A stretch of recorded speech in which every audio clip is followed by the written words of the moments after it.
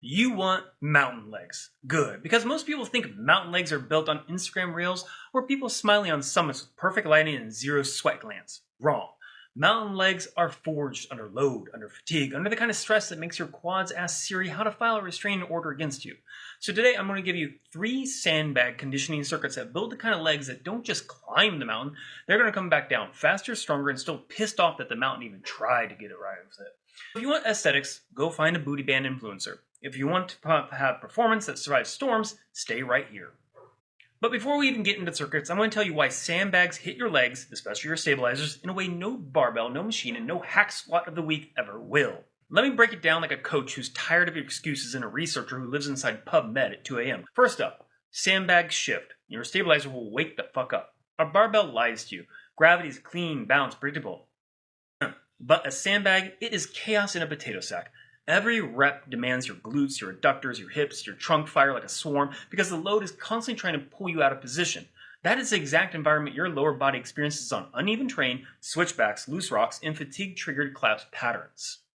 Second thing is sandbags teach force acceptance. Anyone can produce force. Only resilient athletes can absorb force. Downhill running eccentrics, loaded descents, steep terrain under fatigue. Your legs need to handle shock without folding like a lawn chair from Walmart. Sandbag conditioning is the only gym-based tool that replicates this without needing a freaking mountain.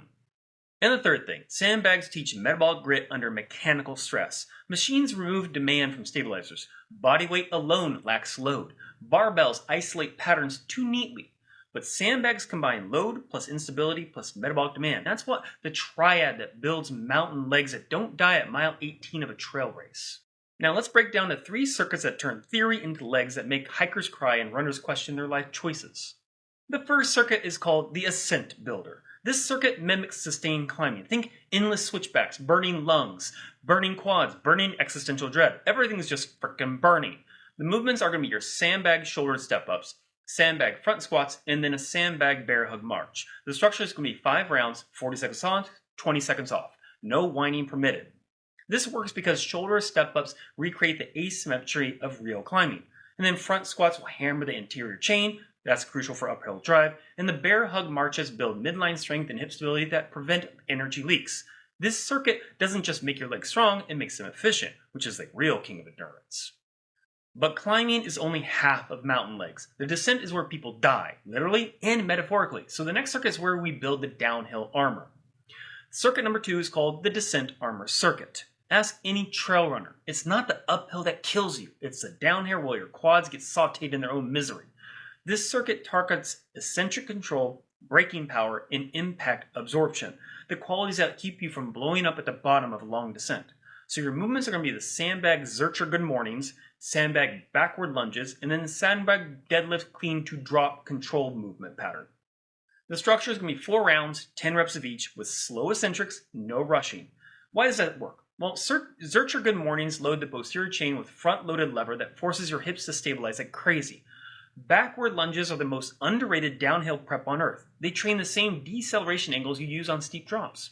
And then the deadlift clean drop trains dynamic eccentric shock absorption without needing the actual train. The circuit builds the brake pads of your legs. People skip this, and that's why they crumble 2/3 into a trail run. Okay, climbing strength, check. Downhill armor, check. But mountain legs also require grit at threshold, the ability to push when the world narrows to the size of a drinking straw, which is where Circuit 3 comes in. Circuit 3 is the Storm Threshold Circuit. This is the conditioning circuit that stimulates the suffocating fatigue of long climbs, altitude, heat, cold, and mental collapse. But safely inside your garage where the only wildlife is a poorly stacked sack of protein tubs. This is a hybrid power endurance builder. Your movements are going to be sandbag thrusters, sandbag shoulder lunges, alternating, and then a sandbag high pull into a carry for 20 to 40 meters. The structure is 20-minute AMRAP, minimal transitions. You gotta keep the bag moving. So why does this work? Well, thrusters are going to hammer your legs and your lungs without forcing coupling. Shoulder lunges build unilateral strength under fatigue, exactly what happens in the back half of an ultra or mountain race. And then the high pull to carry combines a power movement with a loaded march, forcing your metabolic system to adapt to spikes and settles. This is a circuit that makes you durable, not just conditioned. Now that the circuits are laid out, let's talk about how to actually program them depending on whether you're a runner, hyper athlete, hiker, or someone who just wants legs that could overthrow mild governments. If you are a trail runner, ideally do 2 circuits of 1 to 2 twice a week, alternating which one is first. Your legs need climbing strength and decent armor more than metabolic chaos. If you are a hybrid athlete, one that is lifting and running, cycle all 3 circuits weekly. Your sport is terrain agnostic suffering. These circuits make you good at all of that. If you are a hiker or backpacker, focus on circuit 1 for endurance and circuit 2 for preservation. Your goal is longevity, not pace. If you are just a raw strength athlete who wants some lungs, do circuit 3 as your conditioning. It won't steal your gains, but it might steal from your ego. Now we're going to dive a little bit deeper, because the force of these circuits doesn't come from the movements, it comes from the mechanics. And if your hips move like 2 rusty hinges fighting over a can of WD-40, you're probably going to be leaking power everywhere. So let's go past the bro science into actual physiology. Why do your legs respond to this kind of workouts? First, sandbags create multiplanar stress. Real terrain isn't sagittal, that means it's not flat.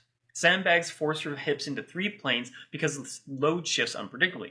That trains your glute medius, your adductors, your deep rotators, the control muscles that keep your knees tracking your hips stable. Second thing it does is higher motor unit recruitment under instability. Your nervous system recruits stabilizes early and more aggressively when the load fights you. This is why sandbag circuits feel harder at lighter weights. You're using more tissue. Sandbag conditioning pushes lactate tolerance without destroying joints also. Load plus instability increases metabolic stress at lower weight. This means better for repeatability. That matters for mountain legs because you don't win the day with one leg climb. You win with thousands of small recoveries that happen fast.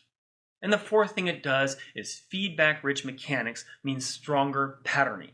Your nervous system responds to instability with more proprioceptive feedback. That means you don't just get stronger, you get smarter mechanically. Alright, we got the science out of the way. Now we need to plug this into reality. How you scale, how you progress, and how you avoid looking like a baby giraffe trying to lift a bag of mulch. If you are a beginner, try to aim for a 20 to 35 pound sandbags and cut all the work by 30%. You are trying to focus on smooth, stable reps. If you're an intermediate athlete, aiming for a 40 to 60 pound bag, run the circuits as prescribed, add 1 to 2 minutes per week to your conditioning. If you are an advanced athlete, do 70 to 100 pound bags, add positional pauses on eccentrics, then add 10 to 20 meters to the carries weekly.